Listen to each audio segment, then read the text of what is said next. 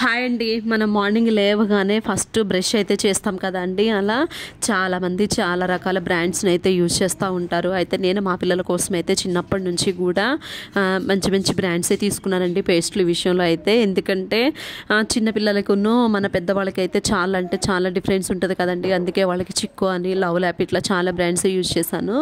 అయితే రీసెంట్గా కొన్ని రోజుల నుంచి అయితే యూజ్ చేసిన పేస్ట్లను అయితే ఒక పక్కకు అయితే పెట్టేసుకున్నానండి. ఇంకా వాటిని పడేసే ముందనమాట ఒక కవర్లో పెట్టేసుకొని ఇంక ఇప్పుడైతే టైం కుదిరింది నాకు. ఇంకా అవన్నీ కూడా చిన్న చిన్న ముక్కలుగా కట్ చేసేసుకొని, ఎందుకంటే వాటిని మనం లోపల ఉన్న పేస్ట్ అంతా బయటకు రావాలంటే చిన్న చిన్న ముక్కలుగా కట్ చేసి వాటర్లో వాటిని బాగా క్లీన్ చేసేస్తే వాటికి ఉన్న పేస్ట్ మొత్తం వదిలిపోతుంది. ఇక ఆ ముక్కలను అయితే పడేసేసుకోండి. ఇప్పుడు ఈ వాటర్లో నేను ఏమేమి మిక్స్ చేశానంటే క్లినిక్ ప్లస్ షాంపూ లేదంటే సన్సిల్క్ బ్లాక్ కలర్ది ఉంటుంది కదండి. ఈ రెండిట్లో ఏదేసినా కూడా మంచి స్మెల్ వస్తుంది. ఇట్లా మనం ఎక్కడైనా స్ప్రే చేయాలన్నా ఏదైనా క్లీనింగ్ పర్పస్ అయినా ఈ రెండు షాంపూలు అయితే బాగుంటాయని నేనైతే క్లినిక్ ప్లస్ అయితే ఒక షాంపూ వేసానండి. మీకు కుదిరితే రెండు వేసుకోండి, క్వాంటిటీ ఎక్కువ తీసుకుంటే. నెక్స్ట్ వచ్చేసి బేకింగ్ సోడా ఒక 2 స్పూన్స్ అయితే వేసానండి. బేకింగ్ సోడా అనేది క్లీనింగ్ పర్పస్కి మాత్రం చాలా అంటే చాలా బాగా యూస్ అవుతుంది.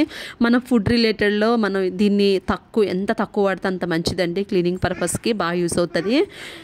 బేకింగ్ సోడా అయితే 2 స్పూన్స్ వేసాను. ఇంక ఇదంతా కూడా మిక్స్ చేసేసి స్ప్రే బాటిల్ అయితే వేసుకున్నానండి. ఇంకా స్ప్రే బాటిల్ వేయంగా మిగిలిన దాన్ని నేను ఇంతకుముందు ఒక గ్యాస్ లిక్విడ్, మ్యాజిక్ లిక్విడ్ అని చేశాను కదండి. ఇంకా అది చాలా వరకు నేను బాటిల్ నింపుకున్నాను. లాస్ట్కి వచ్చేసింది. దీన్ని అందులో పోద్దాం కదా అని చెప్పి పోస్తే వెంటనే రియాక్షన్ వచ్చేసిందండి. మా పిల్లలు అక్కడే ఉన్నారు, దాన్ని చూసి అరుస్తూ హడావుడి చేస్తున్నారని ఆ బాటిల్ని వెంటనే తీసుకెళ్ళి షింక్లో పెట్టేశాను. ఇంకా అది బాగా పైకి రియాక్షన్ జరిగి పొంగులాగా వచ్చేస్తుంది కదా. ఈసారి ఏం చేశానంటే ఇంకెంతసేపు షింక్ దగ్గర నుంచి ఉంటామని ఇంకా బౌల్లో పెట్టేశానండి. ఈ బాటిల్ని పెట్టేసి ఇంకా నేను ఇది వేస్తూ ఉంటే బాగా రియాక్షన్ జరిగిపోతుంది. అదంతా ఒక సైడ్కి పెట్టేస్తే కాసేపటికి నార్మల్ అయిపోతుంది.